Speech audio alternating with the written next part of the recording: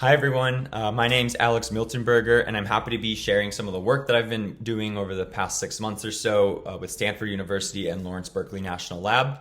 So for this project, we've been really interested in the hydrogeologic structure of the upper part of the Colorado River Basin. So this is where all of the water of the Colorado River comes from. The Colorado River obviously feeds a huge amount of the western US with water. And all of the water in this river comes from the mountains of Colorado, Utah, and the surrounding states. So I wanted to share a few pictures from a recent field campaign that we did to Colorado, where we were studying the hydrogeologic structure of one of these catchments. So this picture on the top left is pretty representative of the highest parts of these catchments in this area.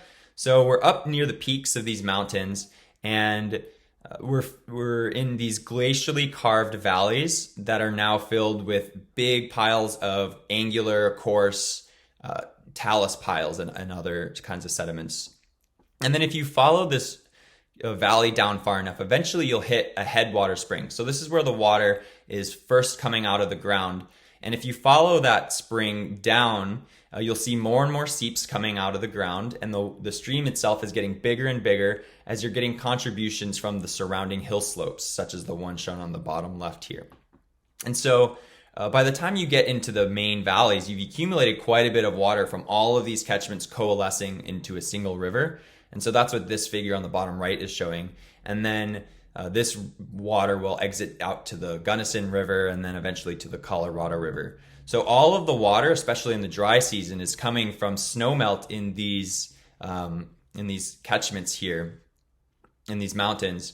And it's remarkable that even in the dry season, after the snow has melted, that we have this much water that's all being fed from groundwater. So what we're really interested in is the geological structure of this area and how that affects the groundwater flow.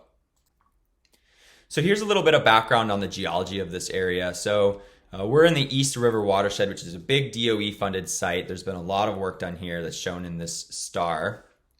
And that you can see on this map here, the East River goes through this area that's surrounded by igneous intrusions in red, and there's also a lot of faults shown as these lines with the arrows.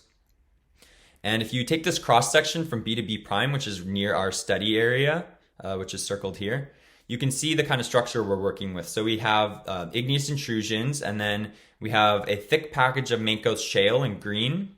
And then we have all of these dipping layers that are dipping down towards the southwest. And up at the top, we also have this big thrust fault called the Elk Range thrust that also is associated with a big intrusive body. And there's actually more complexity than even what's shown in this map, because some of the geological structure is concealed below the surface and it can only be seen through geophysical data. So what I'm showing here on the left is an inverted airborne EM cross-section. And you can see that there's this electrically conductive anomaly that runs right along the axis of the valley. And if you take an electrical resistivity tomography cross-section across that anomaly, you see it shows up and it penetrates pretty deep into the subsurface. So we did a lot of work last year studying this anomaly, and we were able to determine that it's most likely either a normal fault or a reverse fault, just based on the shape of the anomaly and how consistent it is with these subsurface models. And then this work was published in JGR Solid Earth. But what it's left us with is the question of what other kinds of subsurface features are there, and how do these subsurface features get put into a groundwater model, and then how do they affect the groundwater model? So the way that we're going to test these models, or this question, is we're going to propose 3 different subsurface conceptual models. And those are shown here on the left. So our first and simplest is a homogeneous subsurface. So we know this is wrong, but it's a good baseline. So we're going to say everything's the same in this homogeneous model. Next, we're going to use a layered subsurface model, which is a pretty common representation of the subsurface. When we don't have great geological information to put into our model, we'll just assume this layered structure. And then finally, we'll use a structural model, which is in the bottom here. And we call this structural because it includes this fault zone as well as the floodplain and then a soil layer, so different structures. And then we're going to test these data or test these models using data from electrical resistivity tomography, which I showed on the last slide. But these are the resistance measurements projected into a pseudospace depending on the electrode configuration. And then we also have water level data at well A and well B respectively. And you can see that's over 2 years, as you can see in this plot on the bottom. So the challenge with evaluating these kinds of conceptual models is that we have uncertainty the whole way down. So we've already outlined that we have uncertainty in what kind of conceptual model do we use in the first place. So do we use this layered model? Do we include geologic structures? How are we parameterizing our subsurface? And then even once we've chosen a subsurface model, we have to parameterize it with layer thicknesses, hydraulic properties, etc. And those have uncertainties. But then when we go to actually simulate groundwater flow, we're going to have uncertainties on the forcings and the boundary conditions that we also have to account for. And then to top it all off, we have error in our measurements that we have to account for as well.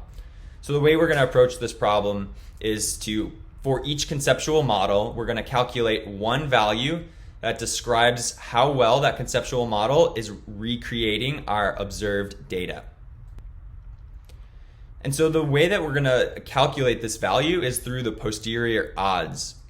So the posterior odds is denoted by this here, where the O is the odds, and then the M represents our conceptual subsurface model. And the definition of the odds is the posterior probability of that conceptual model divided by the posterior probability of an uninformative model. So this is if we knew absolutely nothing about the subsurface, all we knew that we had was, say, an ERT measurement or a groundwater level measurement. But we knew nothing about what was controlling those measurements. That's what the uninformative model is telling us. So we're preparing a manuscript that describes some of this theory in more detail. But just to outline how we're going to do this calculation, we're going to take our modeled probability density of our data, and then we're going to multiply that by the probability density of our measurements, divide that by an uninformative density, which is essentially Jeffrey's prior for those of you who have experience with Bayesian statistics. And then I wanted to show this example to illustrate intuitively what this posterior odds value is telling us. So here we have our data in 2 dimensions. So it's plotted in map view here. So we have data 1 on our x-axis, our second data dimension on our y-axis, and our modeled density is shown in blue and our measured density is shown in black. So if we have overlap between our model and our data, then we'll get an odds greater than 1 because the physical model is explaining the data better than an uninformative or random model. So in this case, we end up with an odds of 3.562, greater than 1. Our model is doing a good job of representing the data.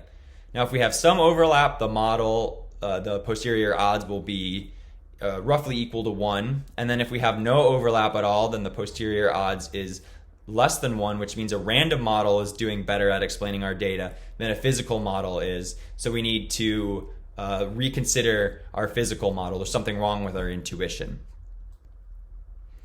So in practice, the way that we're going to do this calculation is we're going to use Monte Carlo simulation to simulate ERT and groundwater data.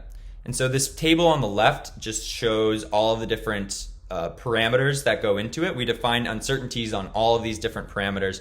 There's 36 different parameters, but we've classified them into 5 categories here, depending on what kind of parameter they are. And so once we've done this ensemble simulation and we have all of our realizations, we'll project our ERT measurements into a low dimensional space. Then we'll do the same with our groundwater measurements, and we'll bring in our measured data to compare and calculate that odds. So here's an example of how we're going to do an individual simulation. We're going to populate a subsurface model with resistivity values as well as porosity, permeability, and other hydraulic properties.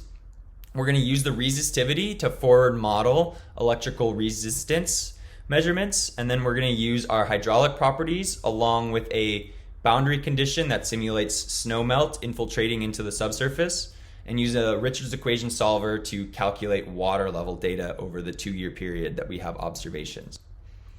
So when we have all of our Monte Carlo realizations created, we're going to do dimension reduction so that we can visualize all of our realizations in one simple space. So what we're going to do is we're going to take our simulated data and draw realizations from our measured data using an error distribution, use principal component analysis to project them all into a low dimensional space. So in this case, our first principal component is on the x-axis, and our second principal component score is on the y-axis. And then our realizations are plotted as individual points in this reduced dimension space. So you can see the measured data are in the circles, and then all of the simulated data are the rest of the symbols here. And so we'll go back to that equation for calculating the posterior odds now that we've done everything. And we'll calculate the odds for each subsurface conceptual model. So that's what's shown with the numbers here in the top left corner. The plots themselves are just the same principal components score plots from the previous slide, except we've done kernel density estimation to estimate a probability density for each set of realizations for each conceptual model. So you can see there's no overlap between the homogeneous model, which is shown by these really faint circles, and the measurements, which are the white larger circles. And so that gives us an odds basically 0. And it's a similar story for the layered model. It's not explaining our ERT data very well at all. And it's not until we add the geological structure in that we're getting an odds that's greater than 1, which means that our physical model is better than a random model, and that tells us that there's something to adding in this geological structure. There's something real about it because it's explaining our data pretty well. So however, when we do the same thing with our groundwater level data, we get a different story. So the homogeneous model, we have an odds less than 1, which tells us that our homogeneous model is not simulating our groundwater data very well. So we add in the layers and we get a little bit better, but adding in the structure doesn't improve over the layers at all. So what this is saying is that something about the way we're setting up our groundwater model isn't helping us simulate the observed water level data.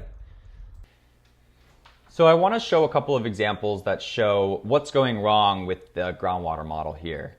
So this is the same principal component score plot with the probability density overlaid from the previous slide for the structural model. And the stars here just show a couple of different realizations that I'm going to show next. So in this example, we have the simulated water levels for wells A and B following the same seasonal trend that we observe in the measurements, but it's offset by several meters. And then in this example, we have well B being simulated by the model pretty well, but well A is totally off. And then in this example, we have well A being simulated correctly, but well B is totally off. So we're unable to get both of the wells at the same time simulated. So there's something wrong with the way that our groundwater model is working. And so there's a few reasons why this could be happening. And the first is just the way that we're doing our boundary conditions. We're using a spatially uniform infiltration rate, but in reality, we know there's spatial variability that we just haven't modeled yet. So that's one of them. But there's other reasons, which is just due to the way that we're setting up the groundwater model in the first place. And that's what this slide is showing here. So our modeled transect is in red. And then we stop the model at this, somewhat arbitrary point. But then we've completely excluded any effects from, snow melt or other things happening up here in upslope from our model near the town of Mount Crested Butte or the surrounding mountains. And then we've also completely ignored this fault zone, which we know from drilling is really hydraulically conductive. So there's even small hydraulic heads could result in a fairly significant flow perpendicular to our model that we're never going to capture just using 2D. So I'll wrap everything up really fast. What we've shown is that in this case, our geological structure is real. It's there, but including it is not improving our groundwater model along this particular transect. So we have to consider things like better boundary conditions and 3D effects.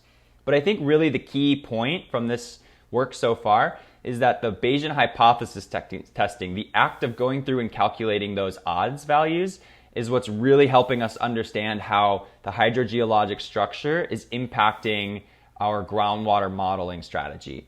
So I'll leave it on this slide, and feel free to reach out to me. My email's in the bottom left corner here. I'll also be at AGU in person, and I'm more than happy to talk if anyone has any questions about this particular work or has any similar interests or anything as well.